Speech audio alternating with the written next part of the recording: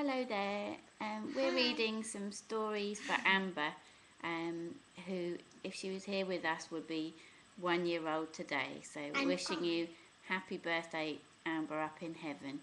And this is Luke behind me. Yes. This is Henry, Get off my head. Natty and Luke's friend, and this is Natty here. And I'm Ali, and we're going to read some stories to you. This is the first one. It's called The Story of a Little Mole Who Knew It Was None of His Business. And can you see? Whoops. There's a picture of Mole. And what's he got on his head? Poo! That's right. So we're going to find out what happened to Little Mole. Right, ready? One day, the little mole poked his head out from underground to see whether the sun had already risen. Then it happened. It looked like a little sausage, and the worst thing was that it landed right on his head. There. "How mean!" cried the little mole. "Who has done this on my head?" But he was so short-sighted he couldn't see anyone around. "Did you do this on my head?" he asked the dove who was flying past. Here's the dove. Yeah, she. "No, me. How could I? I do it like this," she answered. And splish, splish, a moist white blob landed on the ground right next to the little mole. His right leg was splashed with white, so the dove's done a little poo. And he's trying to show the mole it's not really him that's pooed on his head. "Did you do this on my head?" he asked the horse who was grazing in the pasture. Here's the horse. "Me? No, how could I? I do it like this." And flump, plump, 5 big, fat, horsey apples plopped down from within a hair's breadth of the mole. He was very impressed. There we go, there's the horse poo. So it wasn't a horse either. It wasn't a horsey. "Did you do this on my head?" he asked the hare. And there's the hare. "Me? No, how could I? I do it like this," answered the hare. And rat-a-tat-tat, 15 little round beans shot past the mole's ear. He saved himself with a daring leap. So there's the rabbit's poo. I don't think that's a good idea to show them. Well, then they get to see the pictures. "Did you do this on my head?" he asked the goat, who'd been dreaming a little. "Me? No, how could I? I do it like this," she replied. And plippity-plop, a pile of toffee-coloured little balls tumbled onto the grass. The little mole found them almost appealing. Ew. Don't remember to show. Yeah. There is the goat pooing. It wasn't the goat, was it? It's the wrong shape of poo. Yeah, the wrong shape. It's so small. Who is the pooer? "Did you do this on my head?" he asked the cow, who was chewing the cud. "Me? No, how could I? I do it like this." And kersplosh! A big brownish green pancake flopped onto the grass just next to the mole. Show it. He was very relieved it hadn't been the cow who'd done something on his head, or it'd have been covered, wouldn't he? Except how much poo the cow does. Look. Oh, on this side, sorry. Oh. I'm trying to do it backwards. There. Who's next? The pig. The pig. "Did you do this on my head?" he asked the pig. "Me? No, how could I? I do it like this," replied the pig.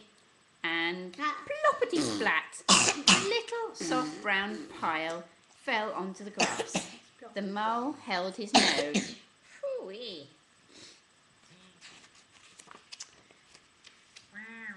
"Did you do this on my..." I'll show it. Oh, I didn't show the piggy poo, did I? No. There's the piggy poo. With his big bum. Oh, it's big bottom, yeah. Yeah, his big bum. Blah.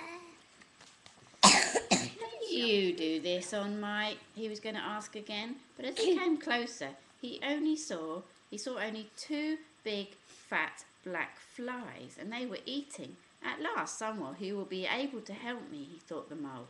Who did this on my head? He asked excitedly. Keep nice and still, buzzed the fly.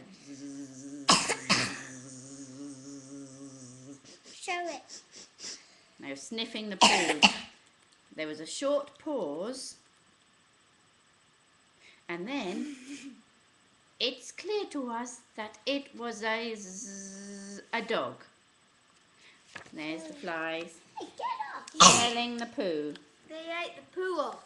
Yeah, they're smelling the poo, And deciding they who ate it it. is. So let's find out what happens. Finally, the little mole knew who had done the business onto his head. Basil, the butcher's dog. Oh, he looks like quite a big dog, doesn't he? The poo's disappeared. Oh, the poo's fallen off now because the flies have eaten it. What is the mole going to do you think? Quick as a flash, he climbed onto Basil's kennel. And pling! A tiny black sausage landed right on top of the dog's head. Now can you... Satisfied at last, the little mole disappeared happily into his hole underground. What a funny story, all about poo. And it was by Werner Holsworth and Wolf Earlbrook. There you go. Well, we do have another story. I'm not sure we're going to fit it all in because it's quite long. But I really recommend it. It's called Sir Charlie Stinky Socks on a Really Big Adventure by Christina Stevens. So are you ready, boys? Yeah. Okay. And it's got lots of flaps in this story. Shh.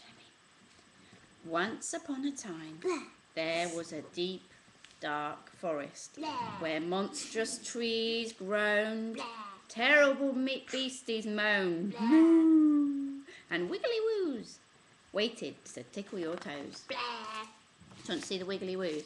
Yes. Oh, shall we show them? Too big. They're the wiggly woos. Blah. Eyes. Yeah. Blah. Okay. Let's see.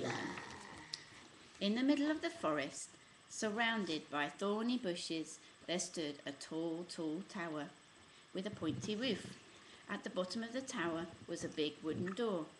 And inside the tower, there was a windy, windy staircase that didn't stop winding until it reached a little wooden door right at the very top. So, a really big, windy staircase. Look. You ready? Get off! Shh, come on, you two.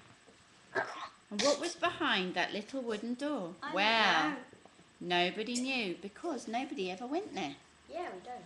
At least, not until the day when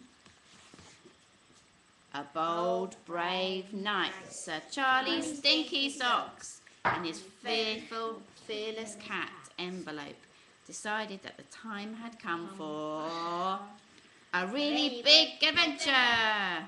Sir Charlie picked his best sword, packed some sandwiches, a bottle of water, and a favourite little something for the journey, just in case. And with a song in his heart, he mounted his good grey mare. Clip, clop, clip, clop, clippity, clippity, clop. Over the hills and far away rode Sir Charlie and his cat. Oh, and a wily witch with a watch followed behind on her broom. At last they came, look, it's the forest. A deep dark forest where monstrous trees groaned. Can you do the groan? And terrible beasties moaned. Envelope shivered. The good grey mare quivered. While the witch with the watch covered her eyes. But brave Sir Charlie stood steady in his boots. There's Charlie, whoops. Can I see? Yeah. Where's the witch? Where's the witch? And the witch with the watch is... Oh, it's not in this picture. There she is. Oh, there she is, yeah. A big watch. Shh. he whispered into the woods. "'Tis I, Sir Charlie Stinky Socks, with a song to soothe you." And as Sir Charlie sang his lullaby, the trees stopped groaning. The terrible beasties went on moaning. "Stop your moaning," cried the knight. "Come out and eat me if you dare." Out of the darkness crept 6 slobbering beasties.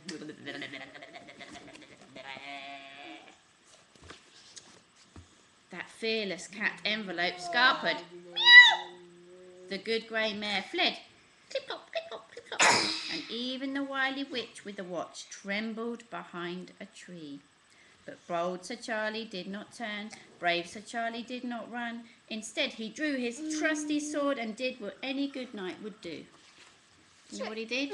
He smiled and cut up his sandwiches. and he cut up his sandwiches. Chop, chop.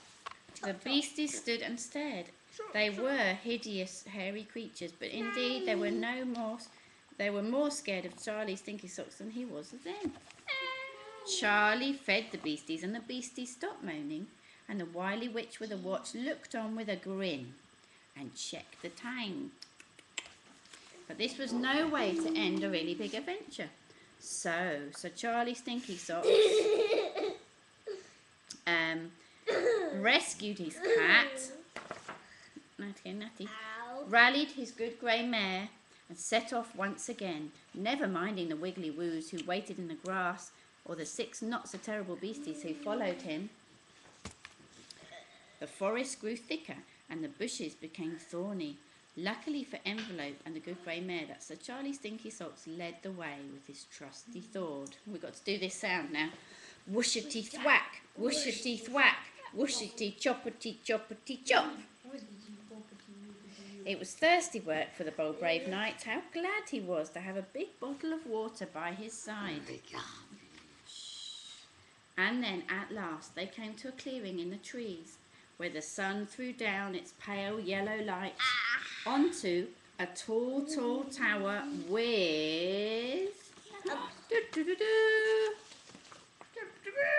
a pointy roof. They found it. But it also threw light onto a long green dragon. Wow, look at him. He was frightful and fearsome and coughing out fire while he stomped in a temper all round the tower. Hello. Ha-ha, thought Sir Charlie Stinky Socks. Just the thing for a really big adventure. Stop your roaring, dragon, he commanded, but the dragon did not stop.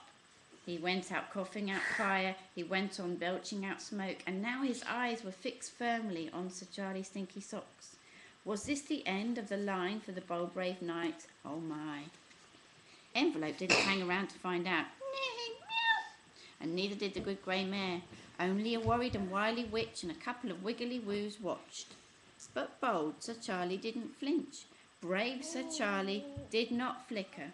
He took out his big bottle of water and, kind, clever, Sir Charlie Stinky Socks gave that old dragon a long, cool drink.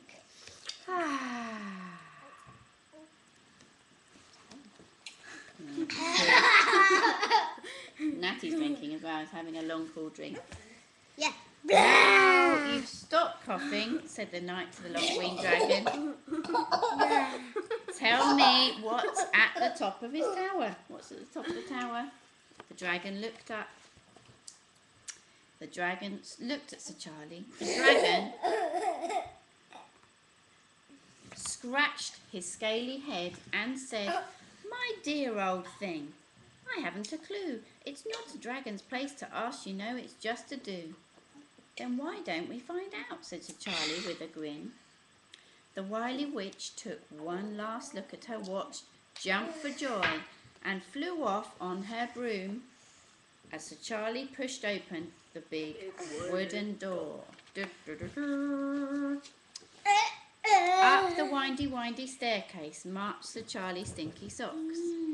He didn't stop marching until he had taken his faithful cat Envelope, his good grey mare, 6 not so terrible beasties, a very curious long green dragon, and a couple of wiggly woos right to the very top. There he opened the little wooden door. There. And he peeped in. No, Natty. No, nothing. Oh, look. Who's here? A big black cauldron stood in the middle of the room, and stirring it was the wily witch, of course. Bubble. By her side